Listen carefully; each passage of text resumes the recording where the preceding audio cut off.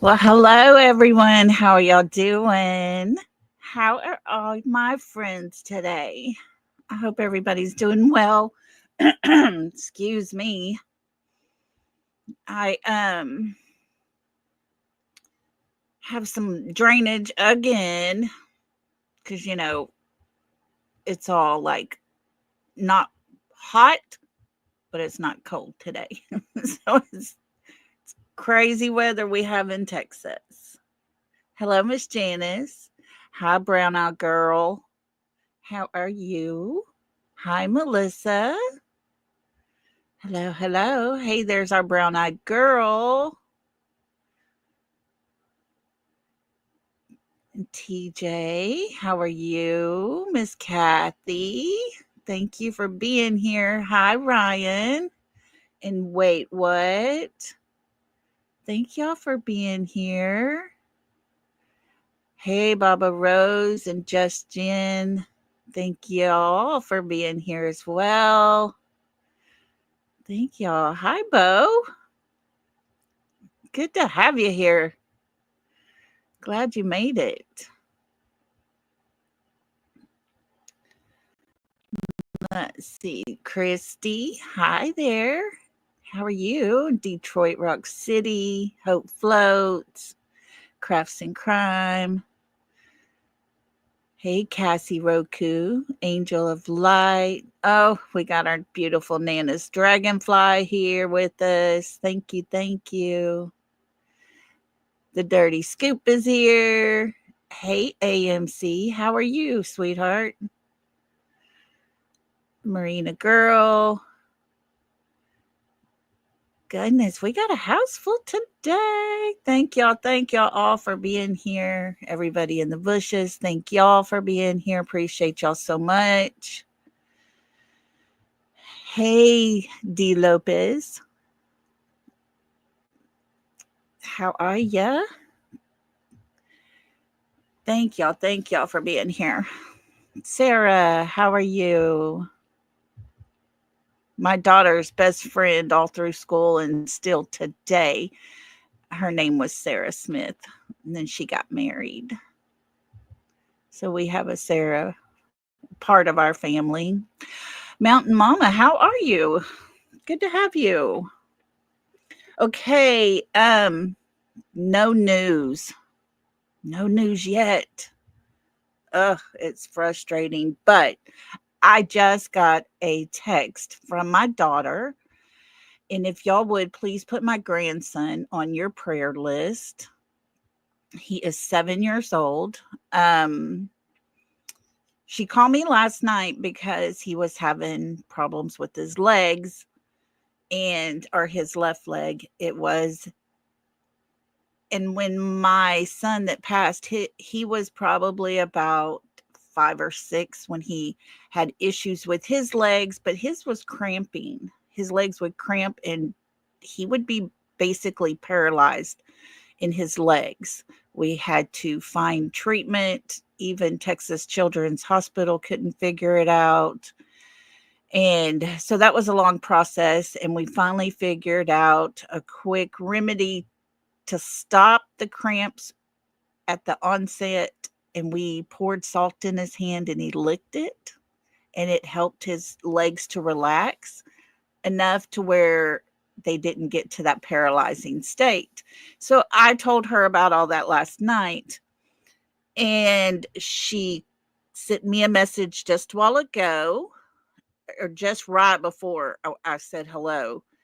And hey, Dusty, how are you? Thanks for joining us. But she said Ace is being treated for reactive synovitis. It's an infection in his hip joint. So if y'all would keep him and his precious little self in your prayers. Hey, Cher. Thank you for being here. Hi, Psychic Amelia. How are you? Good to have you. So, yeah, my little man, 7 years old, and he has this infection in his hip joint.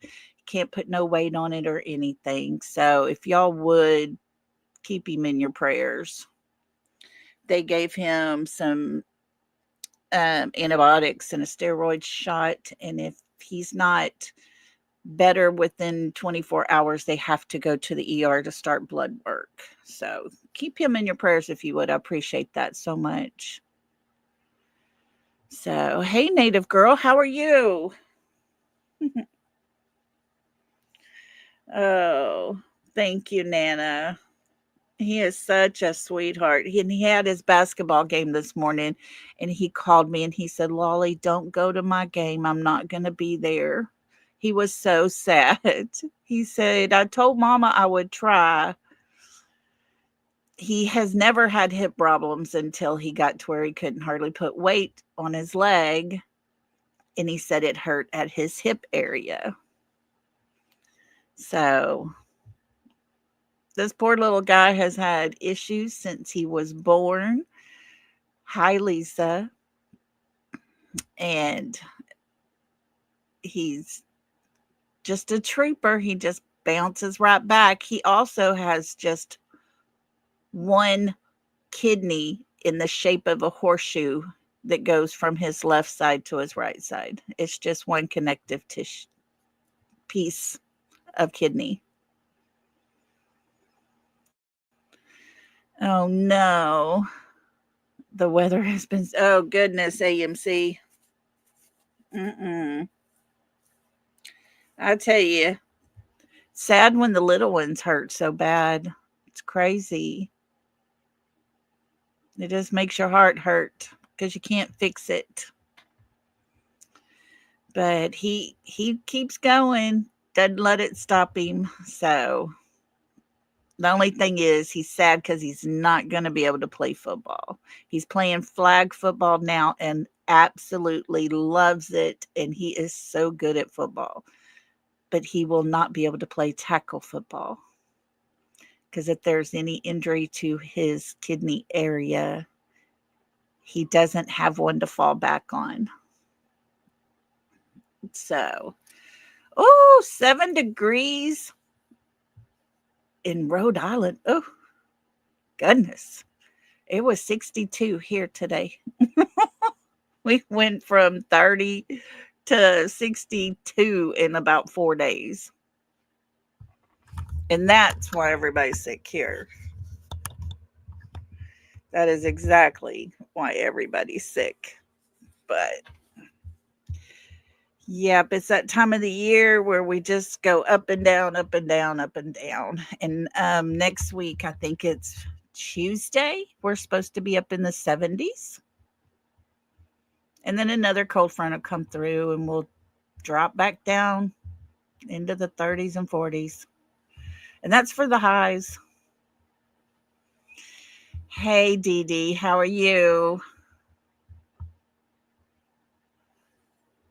New England's always cold. Well, here in East Texas, it's just according to the day. It's it's crazy. It's Texas weather here. Well, thank you all for being here. I wanted to talk today, excuse me, about oh goodness, brown eyed girl. Goodness. You're minus 0. Oh my goodness.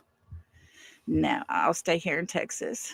When I was married, he had been stationed in Alaska, and he kept always saying, "I love Alaska. You want to move?" And I'm like, "No way.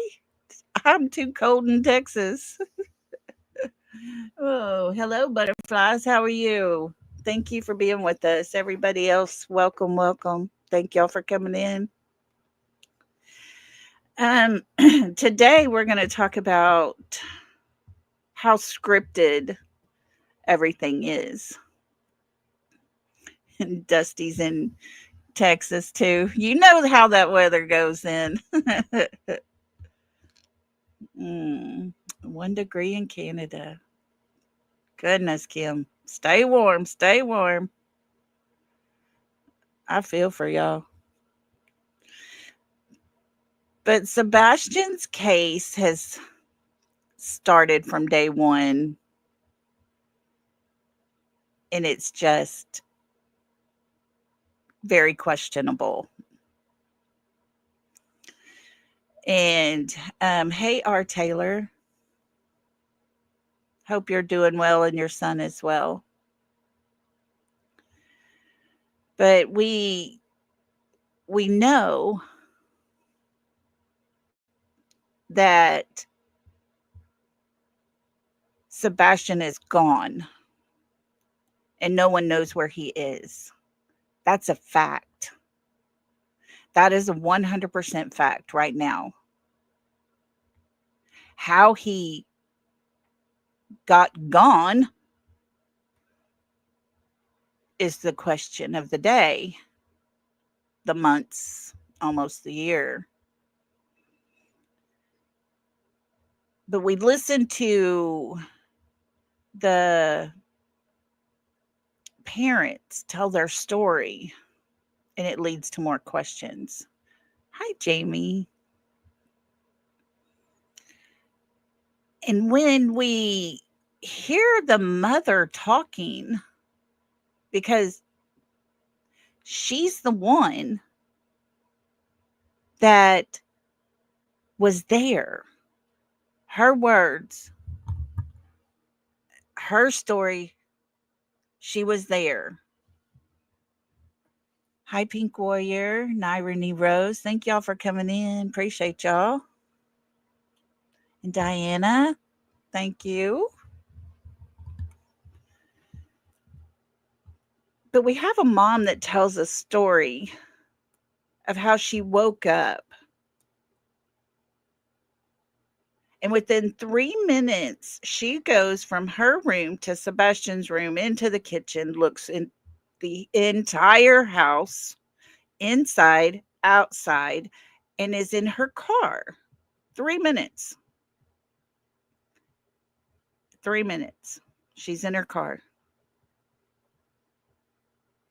Folks, that does not make sense. That left more questions in my mind than anything else, I think. And hey, brown eyed girls, how are ya? Hi, Chantel. 3 minutes does not make sense. Exactly, girl, exactly. There's no way unless she got out of her bed, put her clothes on, went to the bathroom, maybe brushed her teeth, and went and got in the car. That would make sense to me because that would probably even still take a little more than 3 minutes. But for a mother to wake up, go to her child's room, go to the kitchen, look the entire home, look everywhere, and then go outside and look everywhere, and then get in her car, and it's only been 3 minutes, tells me she did not look. I've always questioned that. I've always had so many big questions about that 3 minutes of time. Then the story goes on from there. And it's crazy to me how Chris tells us his timeline of them being on this three-way call with law enforcement. Seth begins to tell us this is the time I got this call or this text from Chris. Nina starts talking. She tells us the time that Chris called her. And when you sit and put those things together, we know at 6:03 Katie and Chris are on the phone talking while she's driving around. At 6:20, at 17 minutes later, after 17 minutes of being on the phone with Katie, he sends Seth a text that says 911, call me. At 6:22 or 6:23, just right after that text, he calls Nina to let her know Sebastian's missing. She is his ex-wife that lives in New Mexico. But it was important for him to call her. And we figured out it was all because they had a court date coming up. And his whole point was they will not be having court. They won't be going.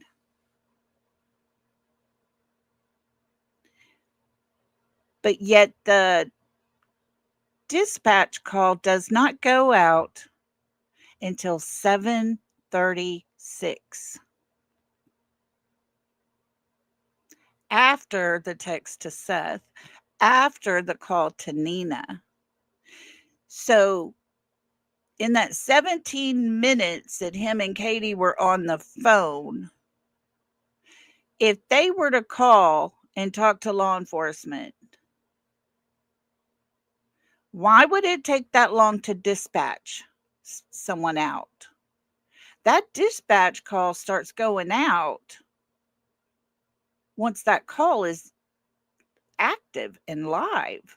You start calling and telling the story, they're typing it in. Somebody else is over there on the phone calling out, or on the radio calling out to dispatch people to where they need to be going. That's how emergencies work. They don't get a phone call before 6:20 and not dispatch it out until 6:36.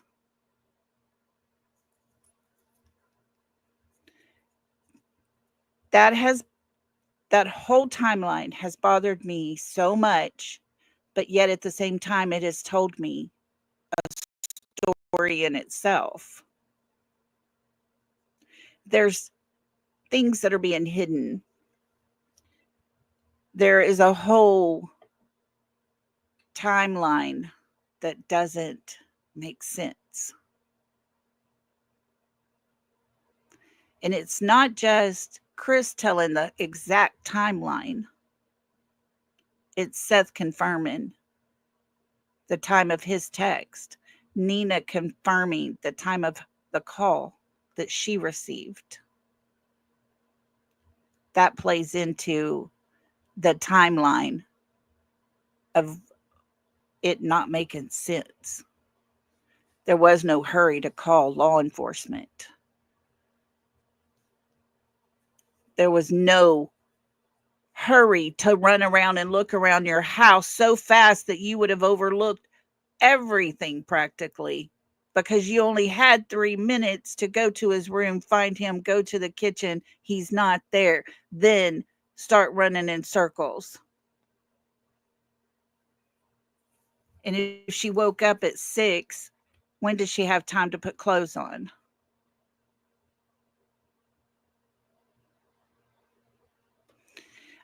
Chantel, they did not call 911. According to him, they lived in the county. So therefore, they called Sumner County, the sheriff's department, which would go through a dispatch that would take the message and probably more than likely connect them to 911, because their office was not open at that time.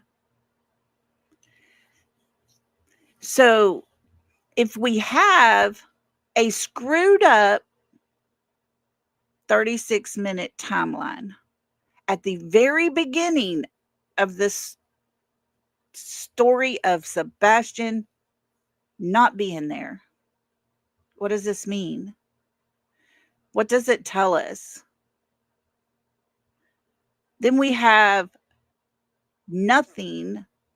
We know of nothing from the parents until day 7. when they go to search the landfill. Lori, look at you go, girl. Thank you for being a member for 2 months. Oh, love you so much. Oh, look at your little corgi. Looks almost like ours. Gotcha, TJ. Gotcha. But hey, car guy. Oh, look here, Miss Janice. Miss Janice showing off over here. She been a member for 10 months. I love you, Miss Janice, and thank you so much for your support.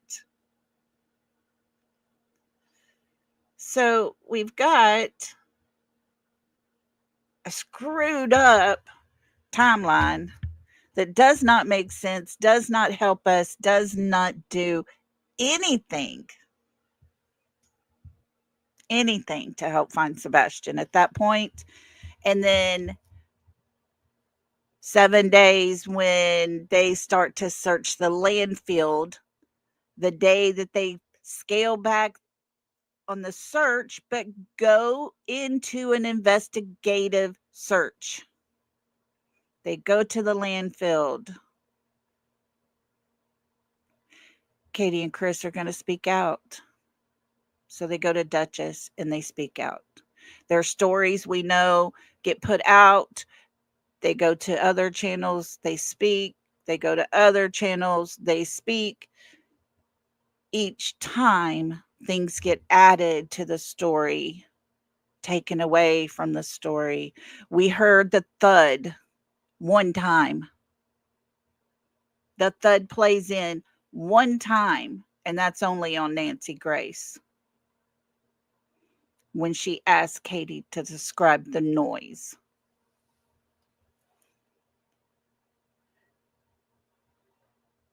And then I sit and I think about it a lot, and I can't help but think to myself, this is so scripted, it's unreal. Oh, Miss Janice, thank you. Guys, if y'all were gifted a membership, please, please, please tell Miss Janice thank you. She is precious. She is the sweetest. And I love you for that, Miss Janice. Thank you.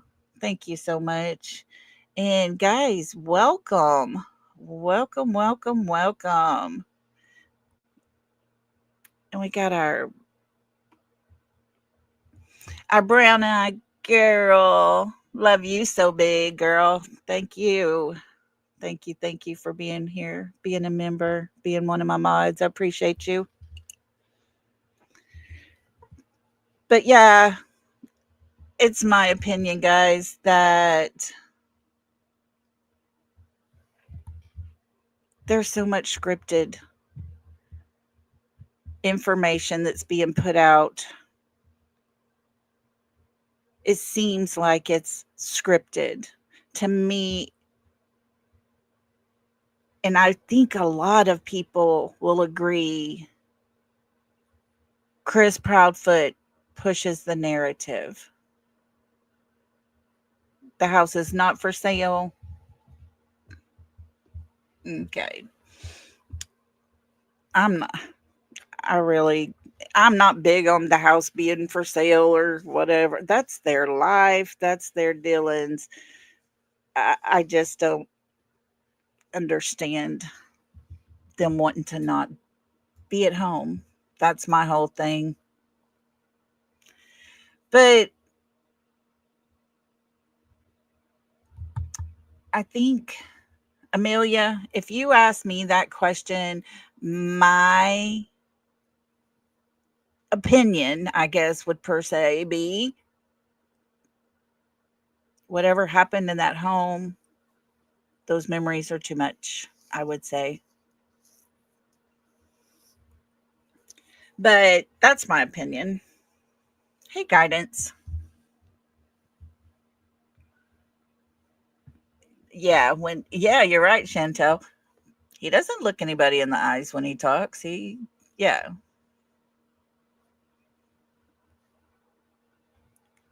yeah. Sue, not sure. I don't know if he's been served or not served. I don't know if he's 16 times. He's not running. He hasn't moved. He's still at the same place. Yep, he's still there. I don't think he's been served 16 times. But it depends on what side you listen to, I guess. So, anyways, we're going to listen to some interviews. We're going to listen to the Mob Crew and Jennifer Coffindoffer. Guys, listen, before I start playing this, I am not here to argue with anyone in chat. I'm here to play things and talk about what has been said. I'm here to talk about things that I know about, that I can actually physically say, this is what they said. My business, your business, is not about Seth's business. But if you want to be all about Seth's business and that crazy idiot that is suing Seth, that is employed by Kathy Bowersox, then you go over to the other side and play with them. We don't do drama. I don't want to get into it. I appreciate everybody being here and having your opinions. I really do. And I'm okay with that. But I'm not going to spend my time going back and forth and chat over it. Okay. So if you're going to be here, welcome. Just be respectful. And mods, if it gets too crazy, you know what to do. Thank y'all. So we're going to listen to when the Mob Crew had Jennifer Coffindoffer on it. It was just this first of this week or a couple of days back. And there's some things that a couple of clips he plays and he asks her opinion on it. So we're going to listen to that first. And then I have something else to play for you after. So hang tight. Let's get this.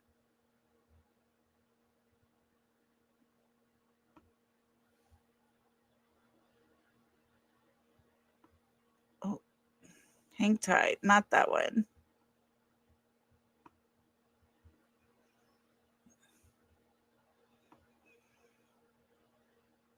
Hang on.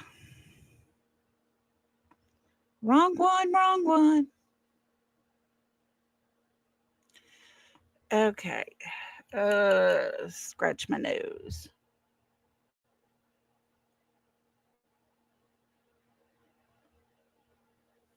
Hold on. No.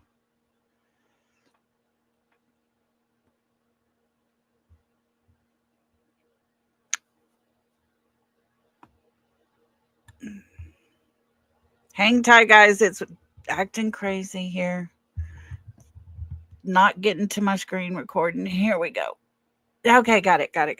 Sorry, guys. Here we go.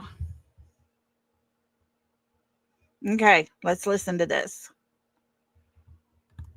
Again, chronological order.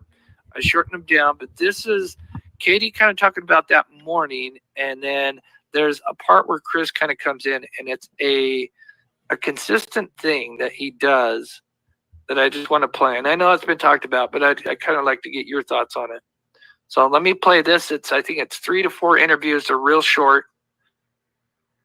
Great.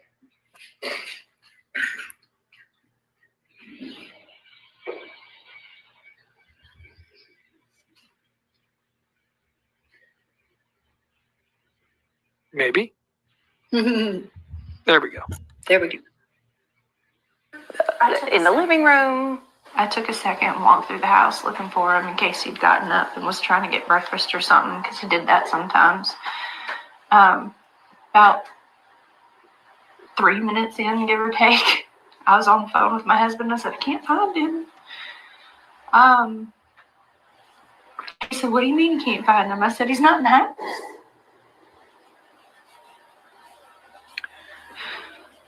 Now, there's something that I've noticed, and it could be something I'm just overlooking at. Again, I try to look at all sides. But I noticed there's a couple of interviews where she tells that morning story, right? She gets to the three-way call, she exhales, and then Chris takes over. I find it very interesting. And so at that point, is that when you call 911, or what's going through your mind? While we were on the phone, and I was like, is he on the other side of the bed? The normal places he may be in the house, he wasn't. So I was like, okay, well, hold on a minute. And immediately after that, we called the sheriff's department and made the report. I ran all over the house, outside, inside. I looked in every closet. Within minutes, they were here. They responded within minutes, and here we go. So you said, and that statement right there, here we go. Did you catch that? Let me just play this. I find this very interesting. Okay, well, hold on a minute. And immediately after that, we called the sheriff's department and made the report. I ran all over the house, outside, inside. I looked in every closet. Within minutes, they were here. They responded. Took her 3 minutes to look everywhere, inside, outside, in closets. 3 minutes, guys. Keep that in mind. 3 minutes to wake up and do all of that. Within minutes, and here we go. Your thoughts on that statement? I know I want to try to get to the bigger picture, but it's like, to me, in my opinion, if there was nefarious activity on inside, it's like they were preparing for this, and here's him saying, well, here we go. We've, just speculating, not saying that this is what happened, but it's such a weird statement.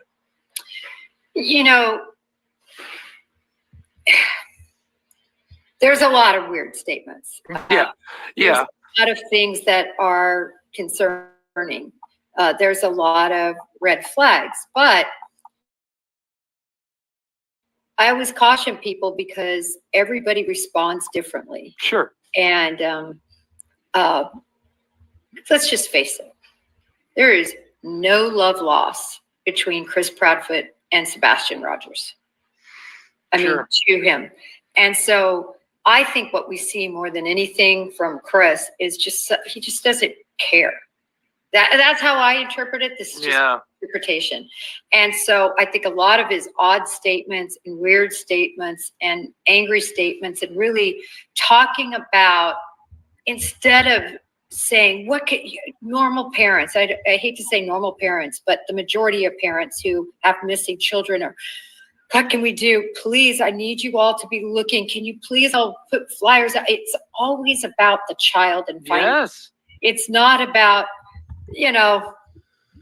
what we've seen throughout this entire case. And so it's really, I've said it from the beginning, it's disconcerting. And I think a lot of Katie's answers and things she's done are disconcerting. But do you have the one where she laughs? Oh my God, that's funny. I cut that out because I wanted to try. I do have it, but I mean, it was almost like she was acting, and then she looks at him and goes, yeah. Oh yeah, I have it. Yeah, that's what it is. It's like, oh, I'm in the homeless, and then yeah. It's and that is in this interview. It's the first question she asks. Okay, guys, this next part, I really need y'all to listen close to this next part, because this is the one that is what we're going to talk about after this clip. And pay attention to Mr. Chris.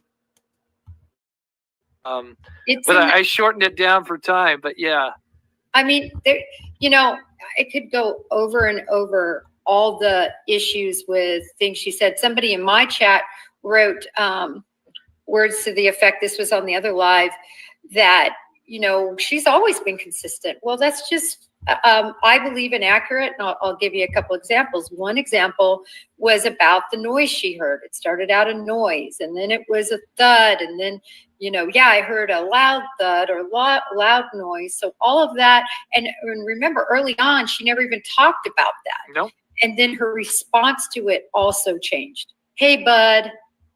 She starts realizing to me. I don't know what you're doing in there, but you knocked that off. Come on. And then I think, and then compared to the first time. So whenever you see a story that's of this magnitude, talking about the last time you heard your son, you typically are going to remember those details. Oh, that would be vivid. I would think vivid. And they're linear. In other words, they're not scattered. They're in a line. When people tell the truth, it's easy to follow them. Sure. When you start. Folks, do you remember me telling you when I lost my son? Next month will be 5 years. And to this day, I can tell you every single detail about that last day with him. I can go by the hour, where I was, what I was doing, when he came to see me that 1 hour before his wreck. I could tell you details. Katie should have details. She should have it down and say the same exact thing each and every time.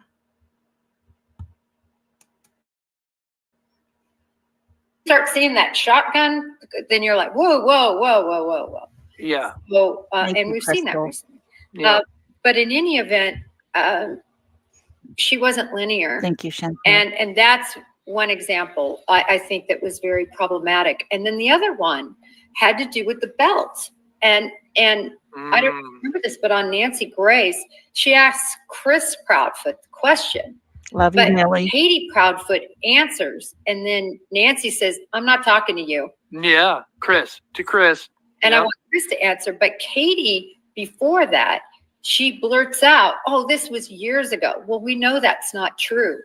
So most people who care about finding their child, they're not concerned about lying, protecting their reputations. I always say a perfect example are the Petitos and the Schmidts.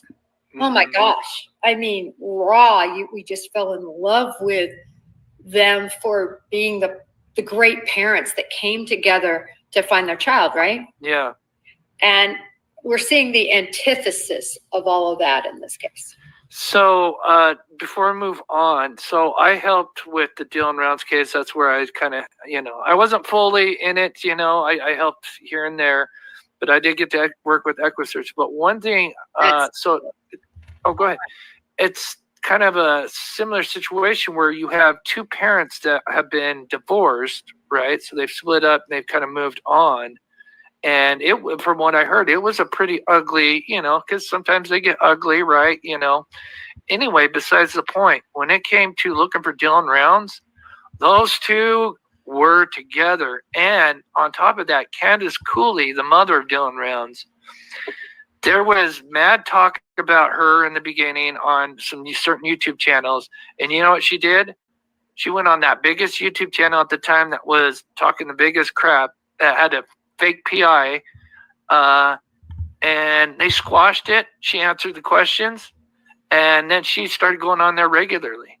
And then I had her on my show as well, trying to spread information and everything. Anyway, long story short is that even though the parents were divorced, and I heard, allegedly it was pretty bad, you see them together because there's one goal. Now, I don't see that in this. So we'll move on from that. But yeah. Listen close. Okay. So like I said, there's two more interviews, but basically the point in this clip that I'm playing here is we'll see Katie talk about the morning, and then Chris, second that three-way call comes, he's there. So you said They responded within minutes, and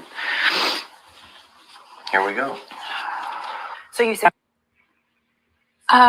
A little later in the evening, I myself went to bed, and when I went to wake him up for school, he wasn't here. What was that Chris said? Between the hours of 12 and 6, he has basically vanished. Walked out of the house, the door was locked and gone. He didn't take a phone. None of his shoes are missing.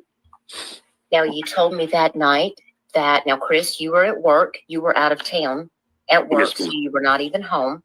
Correct, ma'am. And Mom, So right here, she's almost doing that Nancy Grace thing where she's like, Mom, speaking to you. you fell asleep on the couch about 10 o'clock, but you said that Sebastian went to bed at 9 p.m.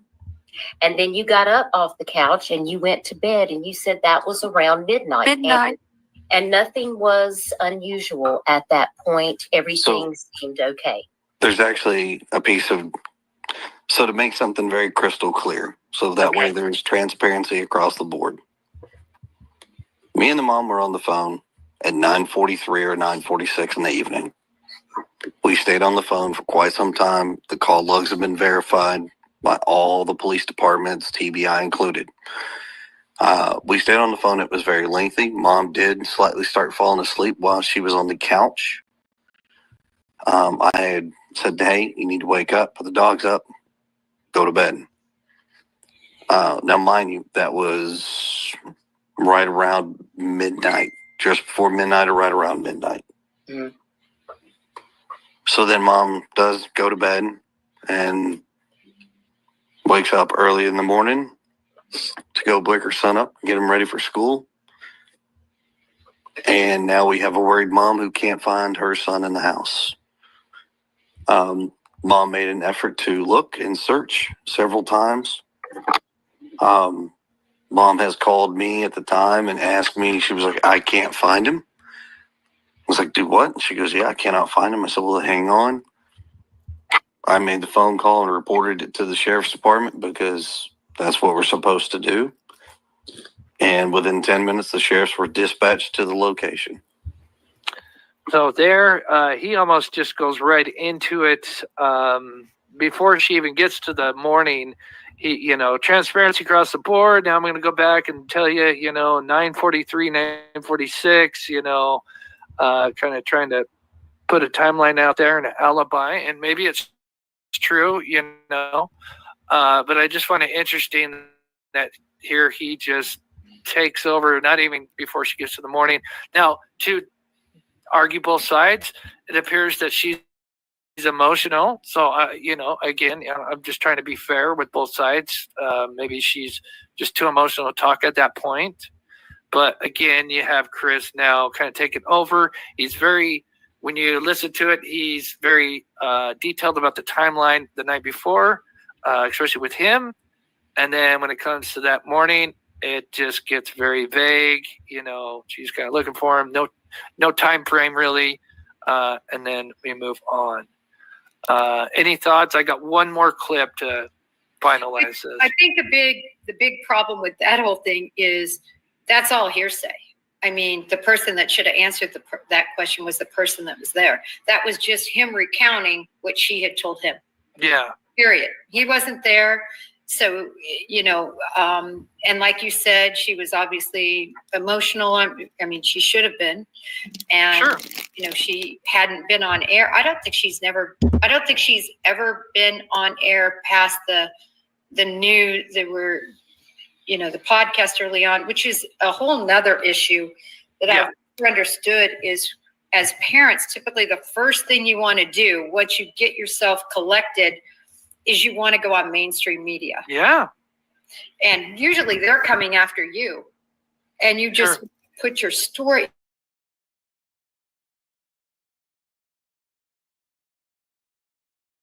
Not your story. Yep. That didn't happen. I mean, Chronicles of Olivia. I mean, I'm not saying anything bad about her. She was also involved in the Koberger case and did a good interview. It's not about that, but compared to what ABC News or NBC News or your local affiliates are going to get out there, it's a joke. Did you know the first local interview they did, from what I understand, was I think day 7 or day 8, and that was the day that they were searching the landfill.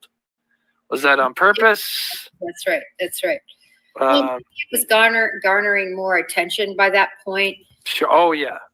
And then again, it's just all I can call them are, they're just red flags. But by the same token, law enforcement says they have information that he was alive on the 26th. And I think that's going to be video of like leaving. And then again, these locks, I wonder if they're the key to anything. I don't know. But Chris, it just gives me great pause and makes me think that they must have something that shows he left. Interesting. Okay.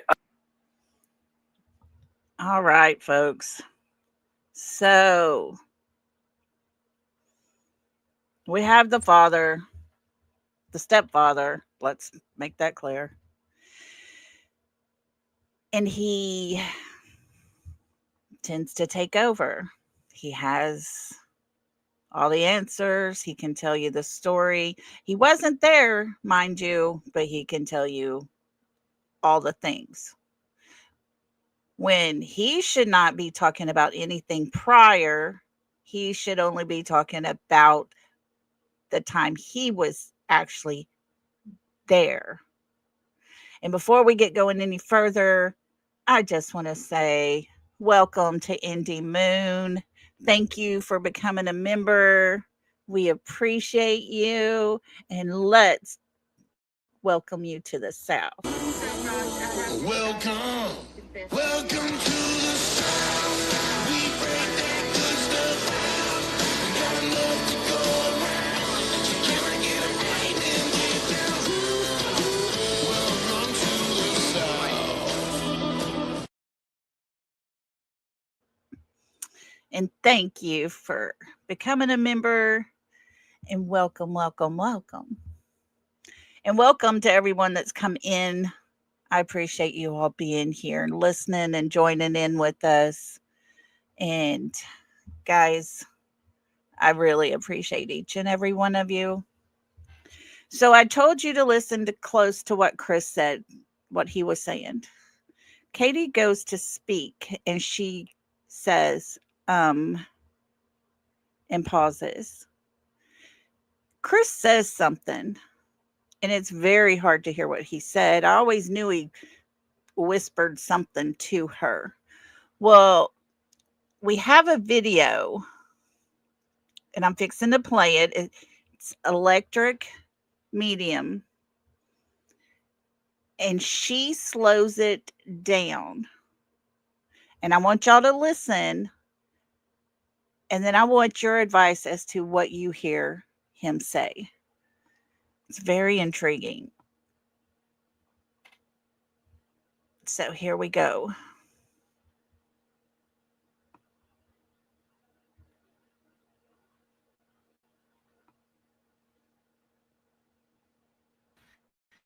Okay, guys, this is a clip from the Mob Crew with Chris and Jennifer Coffindoffer. Here we go. I slowed it down. What does he say here? What'd you say, Chris?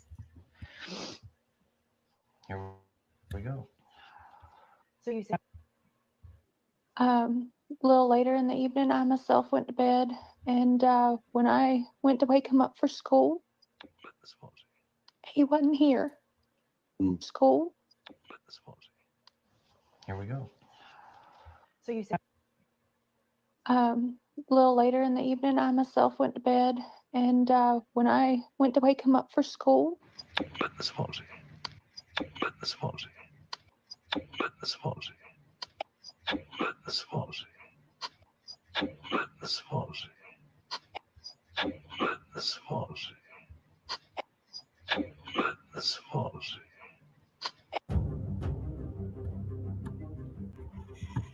Could anybody make that out?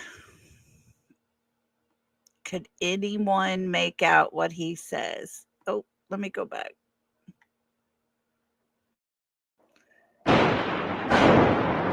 Okay, we don't want to play all this. How do I go back?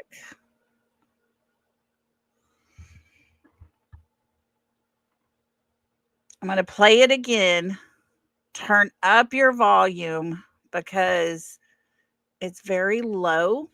Okay, guys, this is a clip from the Here Mob it Crew goes. with Chris and Jennifer Coffindoffer. Here we go. I slowed it down. What does he say here? What'd you say, Chris? Here we go.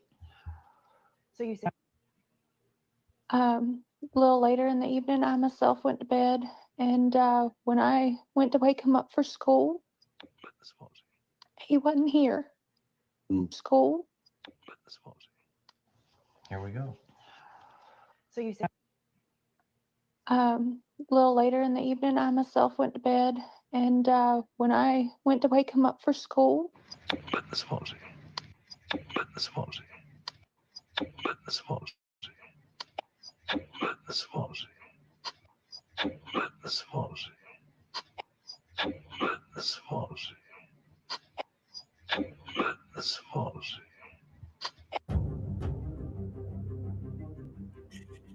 Quit divulging different things.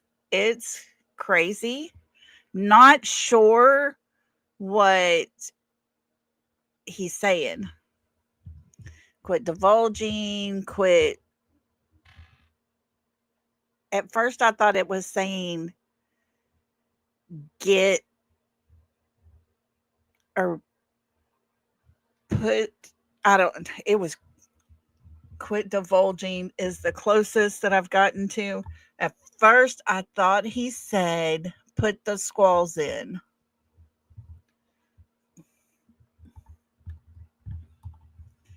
So I don't know. He is definitely telling her something. Quit the small shit. Yeah, could be.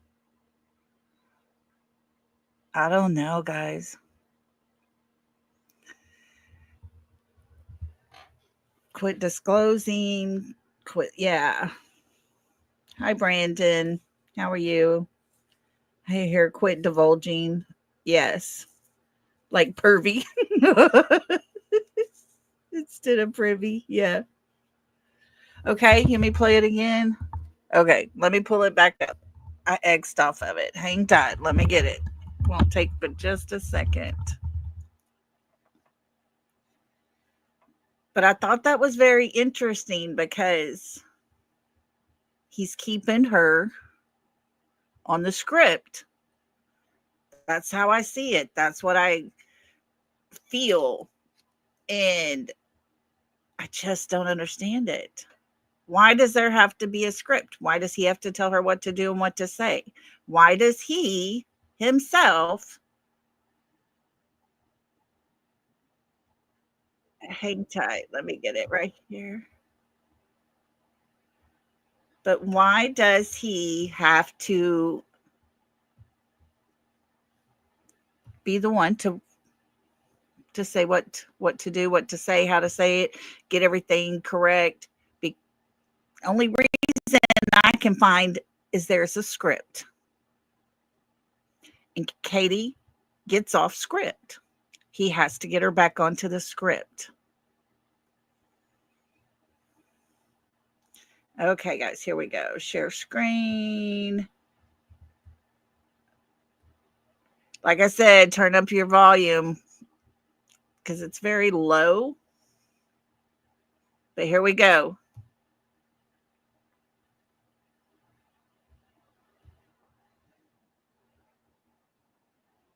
Chris and Jennifer Coffindoffer. Here we go. I slowed it down. What does he say here? What'd you say, Chris? Here we go. so you said, A little later in the evening, I myself went to bed, and when I went to wake him up for school, he wasn't here. School. Here we go. so you said, A little later in the evening, I myself went to bed, and when I went to wake him up for school,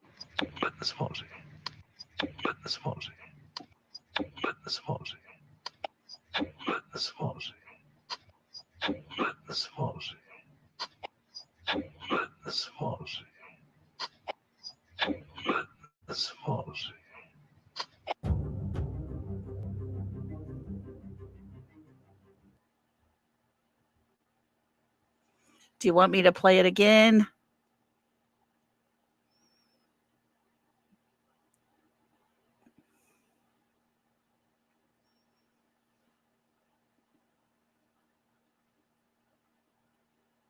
No more? Everybody got it? Or do you want to play it one more time? You don't hear what you heard before? Okay, so wait, what? You want it one more time? Okay, here we go. One more time. Everybody listen good. Guys, this is a clip from the Mob Crew with Chris and Jennifer Coffindoffer. Here we go. I slowed it down. What does he say here? What'd you say, Chris? Here we go.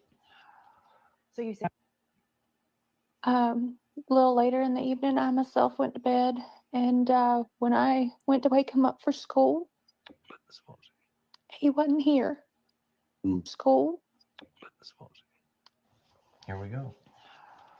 so you said A little later in the evening, I myself went to bed, and when I went to wake him up for school,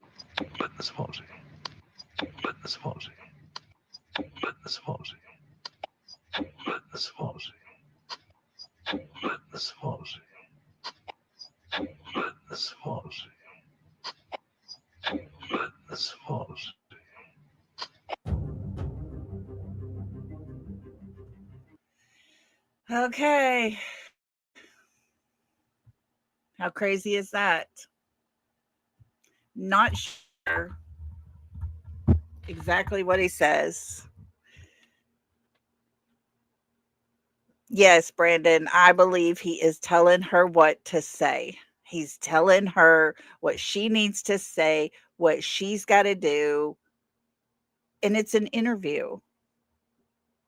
If there was nothing to hide and they were telling the truth, there would be no way he would need to tell her what to do.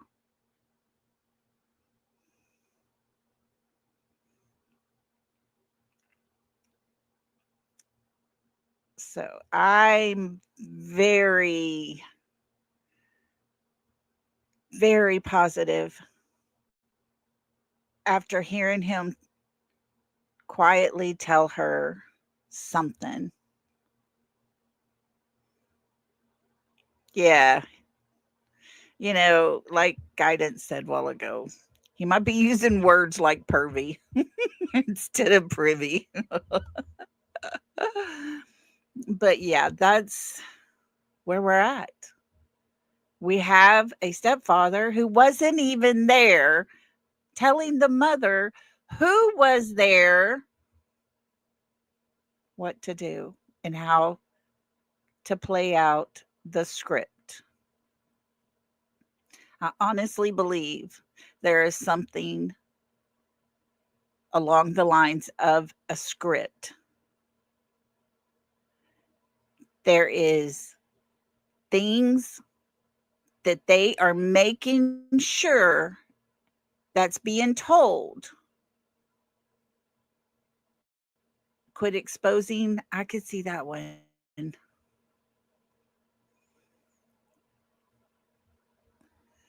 But there's also things, guys, that they're making sure does not get out. We see the mother emotional, tell the story, and the tears stop.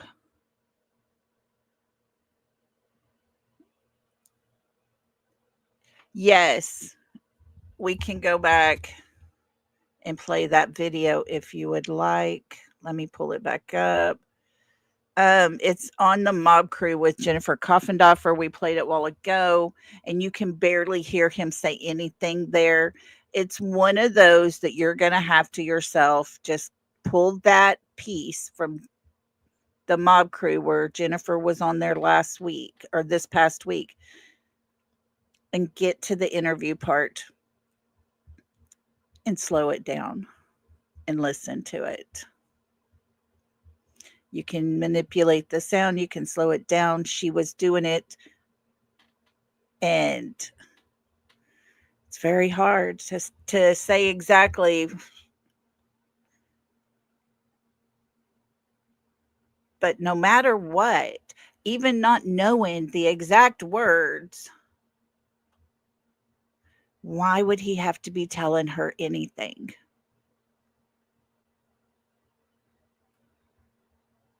Why would he have to put something out there to say, do it this way, say this, don't forget to add this, whatever it is? But that right there, guys, proved it to me that Chris is putting the script out. This is how it's going to go. This is how it's going to be. This is our story. Stick to the script. And that's my opinion. No, she did not search the subdivision. She went straight to the school. She did not drive up and down the streets calling his name. She did not have her windows open hollering, Sebastian, where are you? Sebastian, I love you. Where are you? Nope, that did not happen. She drove like a bat out of hell out of her neighborhood and went straight to the school. Drove through the school. She is seen on camera driving through the school. Now, the question is, did she go down to Worsham's like we were talking about yesterday? And I believe she did. She turned that direction.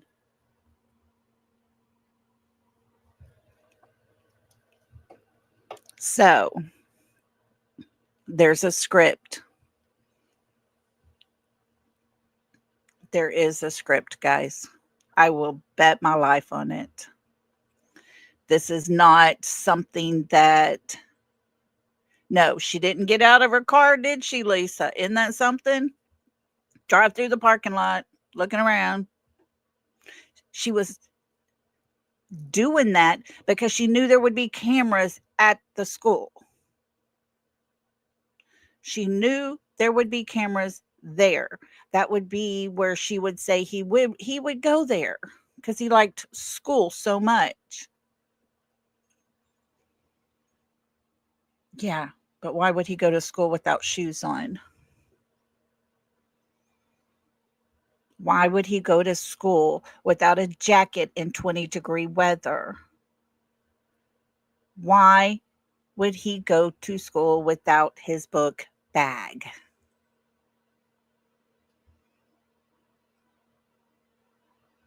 They're not up in the hills.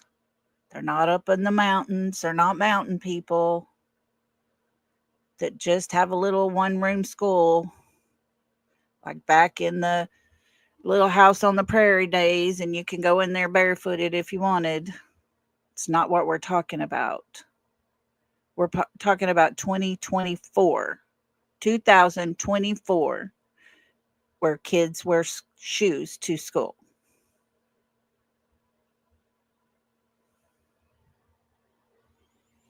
Oh, looky here. Missy RN says, quit disputing means also pervy.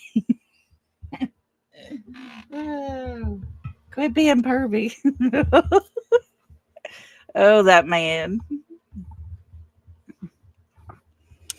But yeah, guys, I think there's a narrative that's being played out. They assume that we did not catch on. They assume that we believe every word they're putting out. They're assuming we would not question. Millie, you are 100% right on that. There should be no sides. There should be no sides. But of course, we have people come in our chat that want to talk about Seth and a lawsuit that someone's filing against him. That is none of my business. And I'm not getting into that. That is none of my business. I have been told about it, but it's not something for me to talk about, folks. I'm here to talk about Sebastian and the reason we cannot get straight answers. The reason we cannot find this child is because a script is being played out and the script is not truthful. They are not letting the truth be told because they have to protect who? Themselves. Just like everything was about Mr. Chris, basically. Everything that was happening in their home happened because Mr. Chris did not like cats. So Sebastian had to get rid of his cats. Mr. Chris did not like the way Sebastian cleaned his room. So Sebastian had to throw away his toys. Mr. Chris did not like the fact that Sebastian didn't have a belt on. And Mr. Chris had to swat him with the belt on the buttocks. His words, folks.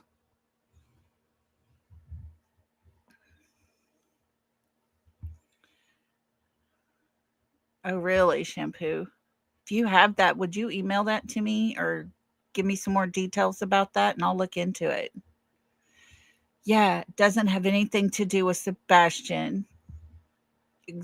There's things that they continue to put out and talk about, and it's incredible how Sebastian wasn't even born, but they're wanting to talk about it because that's the only thing they can dig up on the father. Oh, you can't find it. Okay, Shampoo. I'll look and see what I can find. Oh, Millie, I've never seen so much drama and rumors and misinformation ever. And it really does make me want to step away at times because it gets to be too much. It should be about Sebastian. And if what you're saying has nothing to do with finding Sebastian, then you shouldn't be saying it. And that's what I go by. All these interviews are about Sebastian and what happened when he went missing. The mother telling her story from the time she woke up at 6 o'clock in the morning. That has to do with finding Sebastian. Because we're not being told the truth. So how are we supposed to know the truth and find out what's happening and what can be done?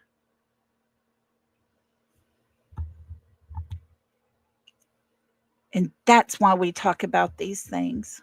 It's their words, their interviews they've had.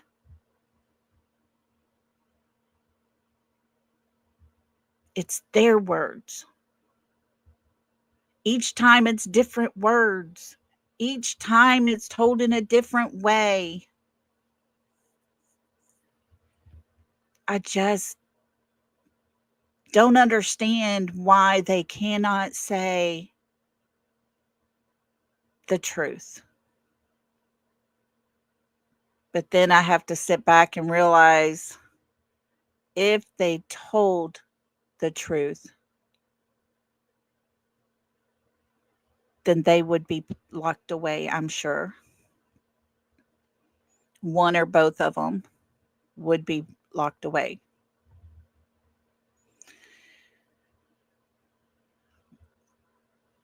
The doors were locked, according to the mother.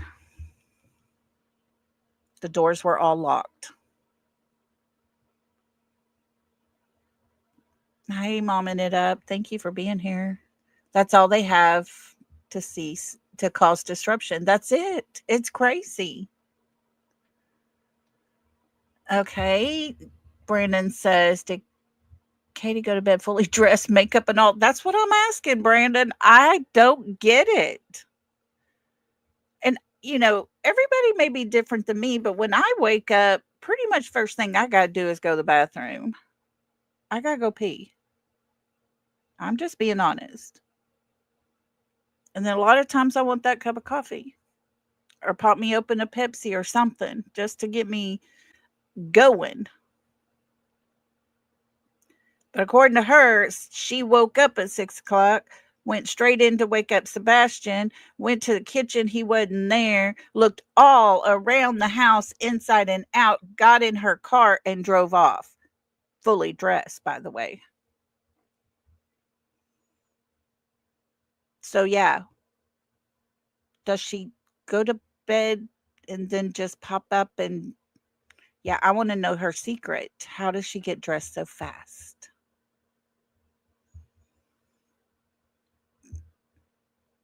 It's crazy, folks. Oh, you're good, Nana. You're good. You heard pretty much what we were hearing.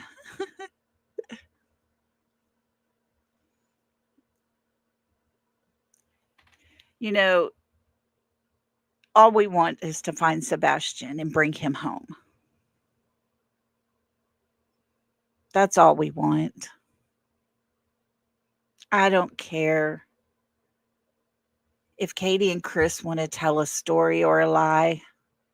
I don't care whatever it is they're covering up. I don't care about the step grandmother and her financial dealings. I don't care. Let's see here. Thank you for that super chat. So Serenity, thank you. The picture I saw of her on the 26th, she looked pretty put together for someone who is distraught to call 911. Yes. Yes, yes. The one leaning against the black vehicle. I believe it's a black vehicle. Yeah, and her hair's in a ponytail. Looks like she's wearing little hoodie jacket thing. Yes, Brandon. Thank you for that, Serenity. I really appreciate you. Brandon, yeah, she had to pass the kitchen to get to his room.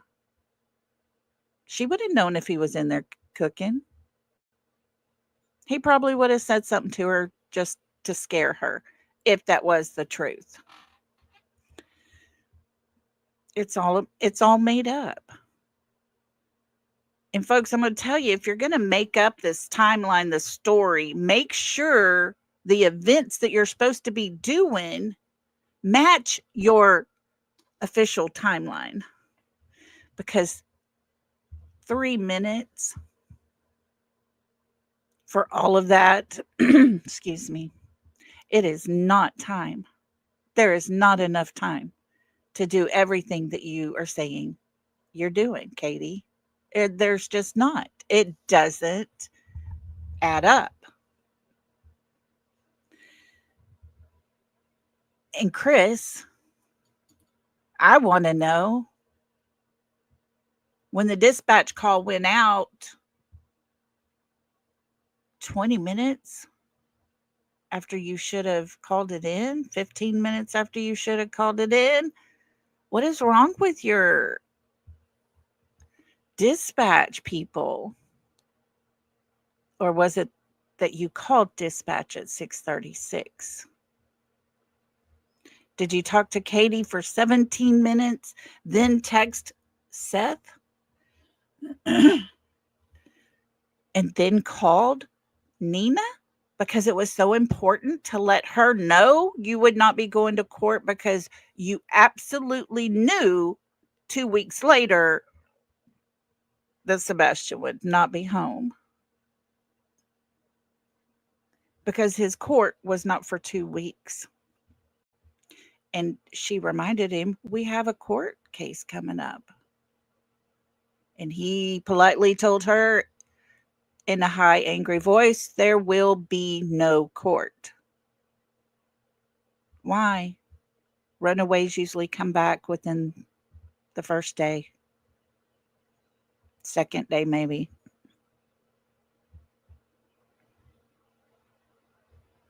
But he knew for a fact that in 2 weeks, Sebastian still would not be there.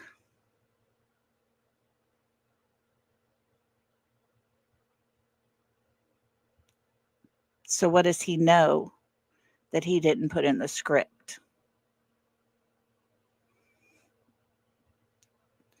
I just have a hard time understanding why a parent, a mother, oh, Angela, Nina said he called her that morning and she gave a time.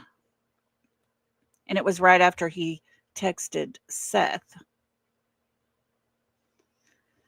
So keep up the chatter. Welcome. Welcome, welcome, welcome. Thank you for becoming a member with us. Welcome, welcome. Let's play you a little welcome song. Welcome, welcome to the South. We break that good stuff out. We got enough to go around. So can I get a right and get down? Welcome to the South. Welcome, welcome, sweetheart. Thank you. I appreciate your wanting to be a member with us. Super sweet. Thank you. Thank you.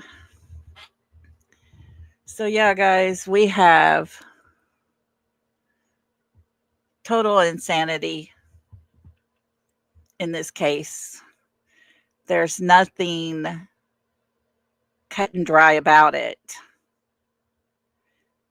There is the truth. And I think we've only heard little snippets of what the God's honest truth is. Oh, thank you, Angela. I'm glad you like him. That is Dave Finley. And he is from here where I live. And his brother was our police chief. And he is the super great guy. And he just loves music and has a great sound. And he played that song, Welcome to the South. And I'm like, I'm going to clip this. So I love him. I've had him come and play at several festivals that I've coordinated and put on. So glad you like it. Well, hello, Miss Rhonda. Welcome, welcome. So the theory here is the parents unalive Sebastian. He didn't run away or wasn't lured out. I'm just considering everything. Kelly, I'll be honest with you. I don't know if they unalived him or not. I just know from everything they're saying, nothing is matching up correctly. There's things that happen that they are not saying, things that they're trying to cover up. I don't know if he's alive or not alive. I pray he's still alive. Brown-eyed girl. He is married and he's got the cutest little girl he just had. So sorry. But no, I'm not saying that he is unalive. I can't say that. There are huge holes. Yes, Chantel. Huge holes in their story. There's things that do not add up. There's things that they obviously have a script they're going by.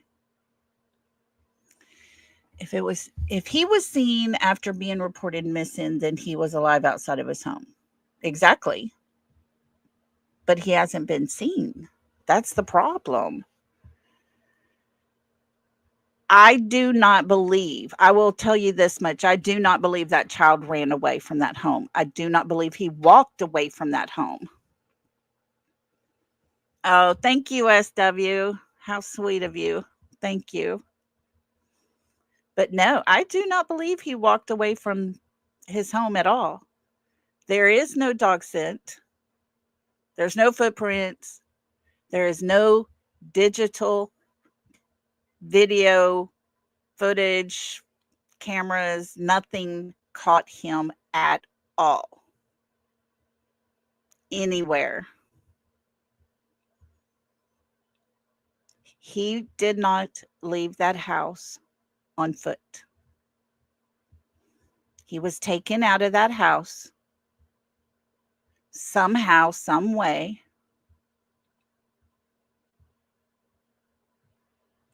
Wait, what? A lot of people feel like he did not make it home from Texas Roadhouse. A lot of people feel like he did not make it home. I don't know. I'm iffy on it. Hey, Rock and Rhonda. But yeah, I don't know what happened to him. If I did, Lord, we could have this figured out and move on and help some other kids. But I'm scared to stop talking about Sebastian because that's what a lot of people are wanting.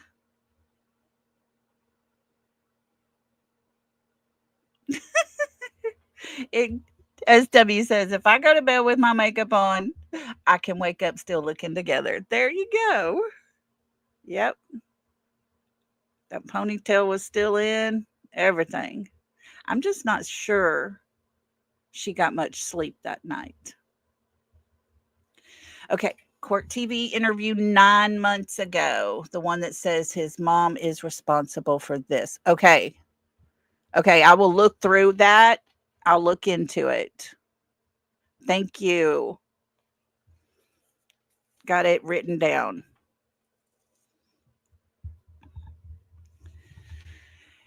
It's hard to put those bite marks to the side. You're right.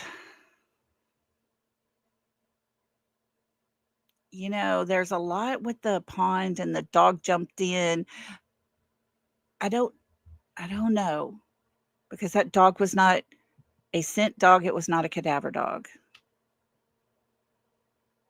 And there was a lot of stuff with that dog that I'm not sure about.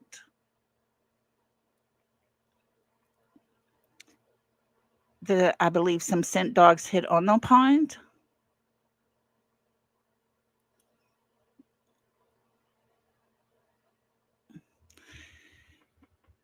She said he was seen, and that's what she's going by. Jennifer Coffendorfer's going by the fact that they're saying he was seen on the 26th. That's why they put the 26th. And guys, the mother, the stepfather say he went missing between 12 a.m. and 6 a.m. Why not 11 o'clock? Why not 10 o'clock? I mean, the mother went to bed at midnight. So that's their time frame, midnight. From midnight to 6 o'clock, he walked out the door. But I do not believe he walked out that door. And so that's the story they have to go by. Just like when Sebastian is reported missing, they don't go in and do an investigation inside of the house. They go in to look through Sebastian's room to see if there's any signs of any note or anything like that. That's what they went in to look for. Nothing there. They go out. They search outside of that home and away from that home.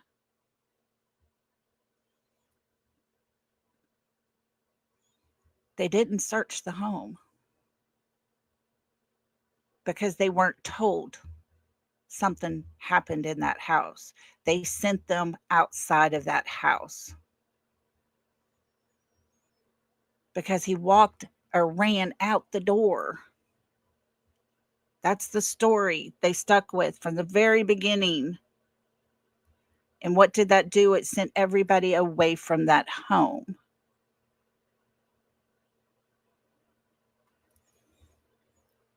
And that, my friends, is their narrative. That's their narrative. And that's their words. That comes from the mother and the stepfather.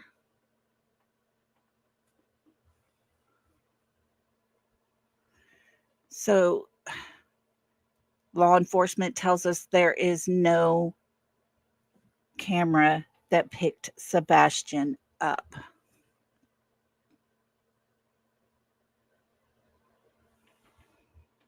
There's nothing to prove that Sebastian went out that door. Wait a minute. Let me correct myself. Stephen Fisher, or Shell Fisher, I keep saying Stephen, Shell Fisher, SF Investigates, told on the lodge the other night he has video from the Ring camera across the street. He talks about how dark it is. He makes mention of their front door and how you can see their front door. When Aiden with the lodge asked if there's any way he could show just a little video footage of the door to see if you can see anyone come out the door. And he said he would ask his clients, but they didn't owe us anything.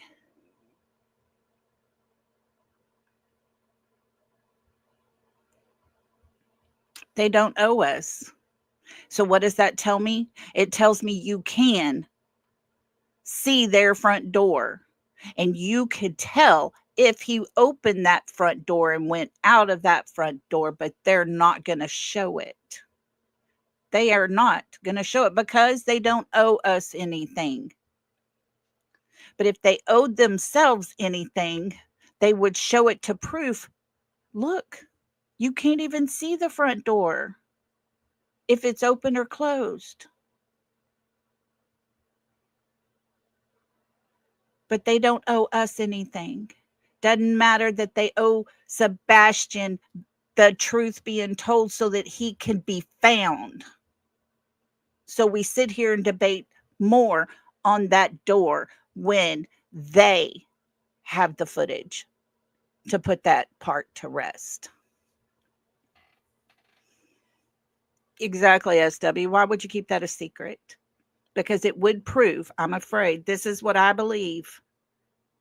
If you're not going to show any of that, then that tells me it proves a fact that you can see their door and Sebastian was not seen coming out that front door. And that's the door Katie chose for him to go out.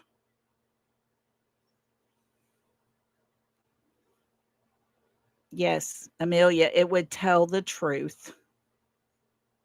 And that's not their motto over there. It's not their motive over there. It's to be telling all the truth.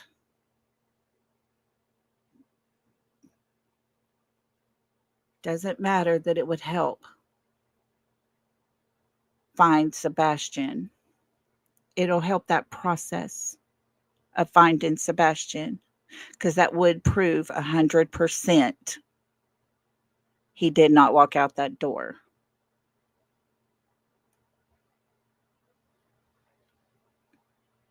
And they told us he wouldn't open the other doors. They made too much noise and we would have heard. He wouldn't have went out his window because he had hit those bushes and we would have heard. So if he doesn't go out the front door, how does he get out? Hey, Holly.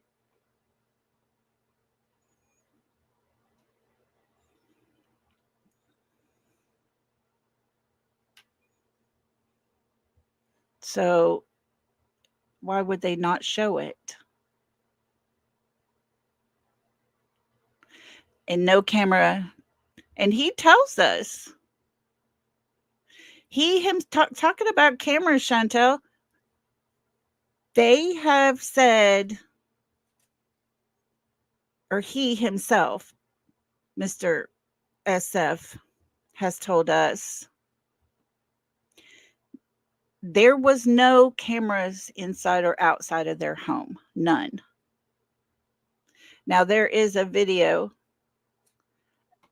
There is an interview he did with another creator, not anyone we know, but he says himself. He went in, he checked the camera positions. He knew where each camera was inside and outside of their home. That was back in October. Now, all of a sudden, there's no cameras. And I have said since way back when they started checking the landfill, I believe they were looking for cameras. Because Nina herself told us that there was cameras even inside their home. Because he would watch Sebastian get into the cabinet for food. Now, whether they found anything, I don't know. Whether they were looking for something different in the landfill, I don't know. I don't know what they were looking for. But that was always my thought. Yes, if there was footage, Ellie would have confirmed it. I honestly believe that. I believe that is something they would absolutely 100% tell us. He was seen walking away from his home. Yes. I absolutely believe that. But he hasn't been seen, folks. He hasn't been seen to a point that can be 100% verified that it was him since he got into his car and drove off out of the Texas Roadhouse parking lot. We saw the last video footage of Sebastian Wayne Drake Rogers as he drove off in the car with his mother. That is the last confirmed sighting of Sebastian. Was he the one that took out the trash? We don't know. It was a dark figure. Could it have been his mother? It could have been. Their tennis shoes even looked similar. She was wearing dark clothes at the Roadhouse.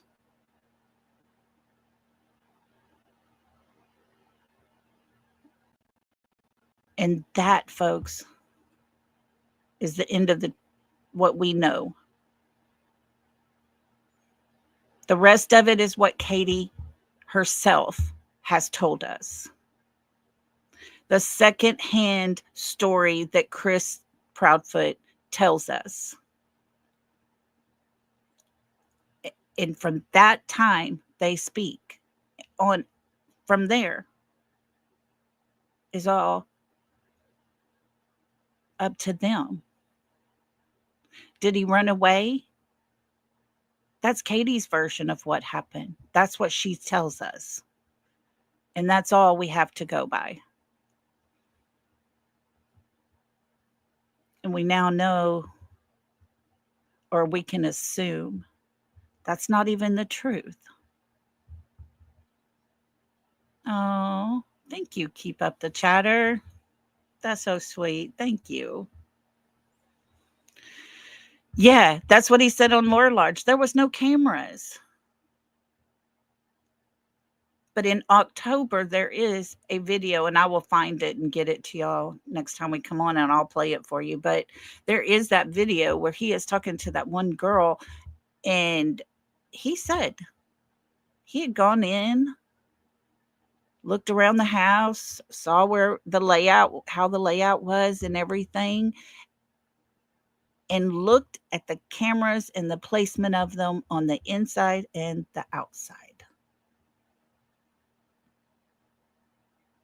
So there's cameras. Thank you, Rhonda. That's sweet. There is cameras. There were cameras there. Too many people have told us there were cameras there.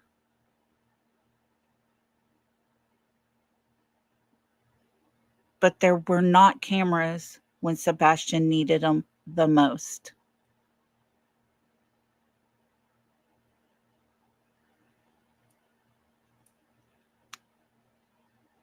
It's really sad. Yes, Cheryl, a really good weekend, a good night, everything normal. So why would he want to run away when it's cold? Why would he want to run out that door? Why would he want to sneak out and never be seen again? Everything was great. Exactly, brown-eyed girls. He did not run away.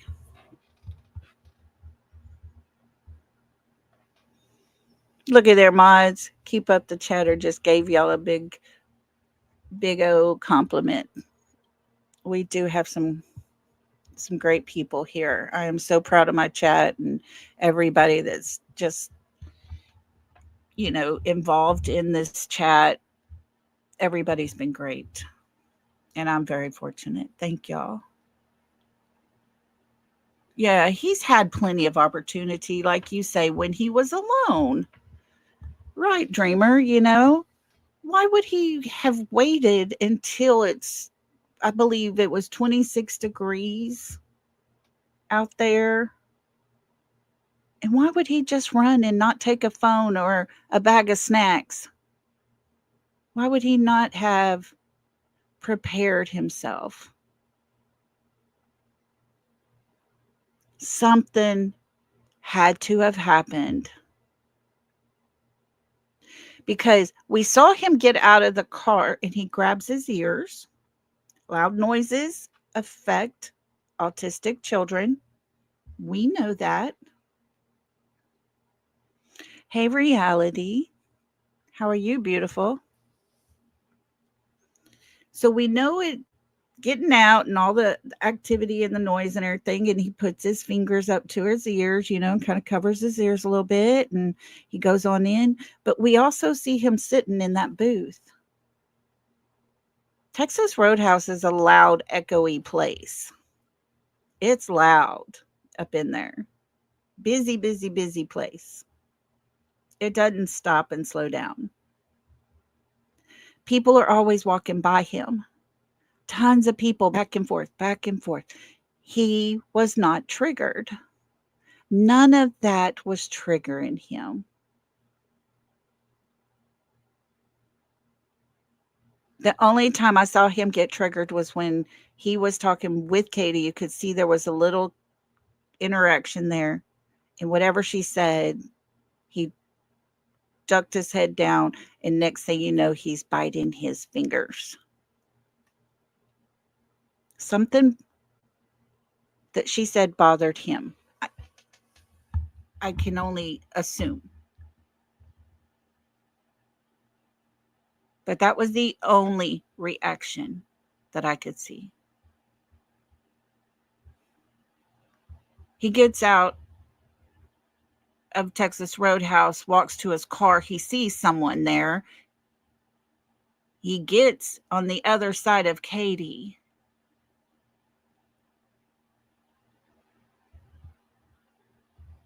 He gets on the other side of her.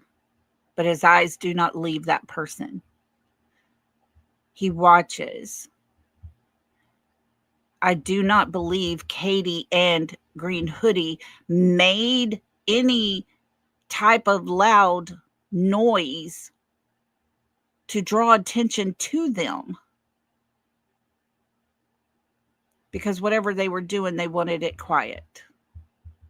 But I believe, and in my opinion, Sebastian may have spoken up very loudly what is going on or something to that effect, because people turn their heads to look that way.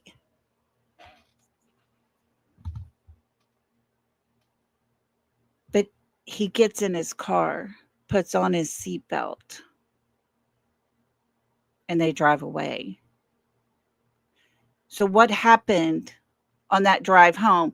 Did Sebastian question his mother? Did she get pissed at him for asking questions? Did he get a lecture on the way home?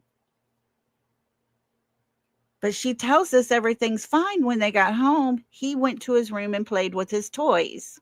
He's a 15-year-old boy. He doesn't play with toys.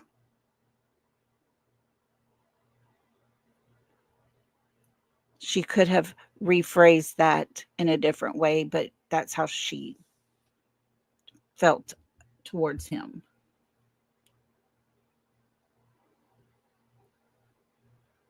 So Katie is the one that holds all of the answers to what happened after they drove away from Texas Roadhouse. Katie holds all the answers to what happened once they got home.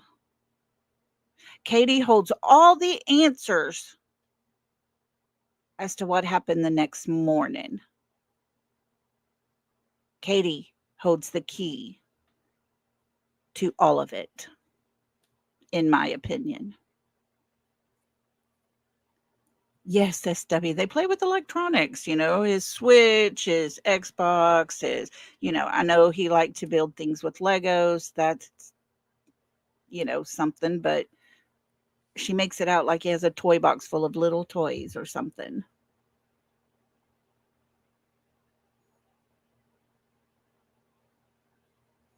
But I just honestly feel like, no, she never mentioned a shower.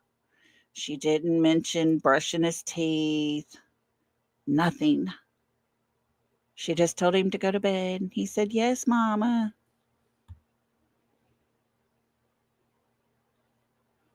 And now she pleads the fifth. Exactly, Rhonda. Exactly. And all we sit here and talk about these things, all we want is to find Sebastian, bring him home. Exactly. Reality. How did she know what he was playing? She never went to his room. She never opened the door. And I had teenage boys. And let me tell you, I would knock on their door and say, "I'm coming in. If you got something out you don't want me to see, you better put it up." And I would open the door. That would be my warning. And I would open the door.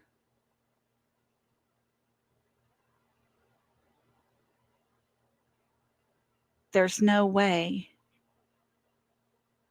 if my child had the effect that Sebastian had on his brain, that I would hear a thud and not go check.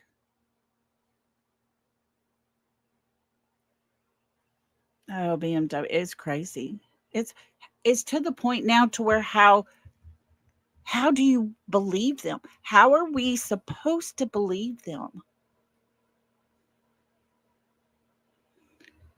There's so many lies that's been told, and don't think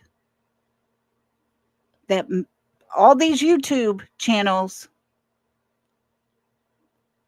the ones where they've gone on and they have spoke out, don't think that they will not be part of the court. It will play in one day, should they get charged. it will happen because you have impeded in the investigation of a missing child.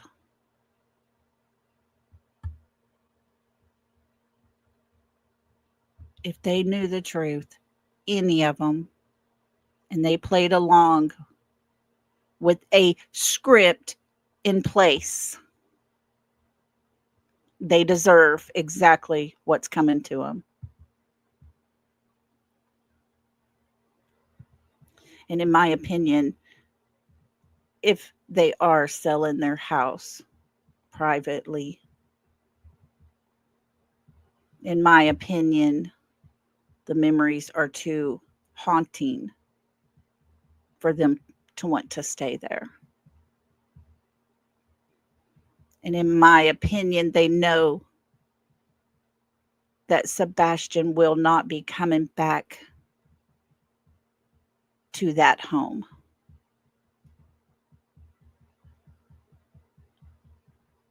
And that's just my opinion, folks.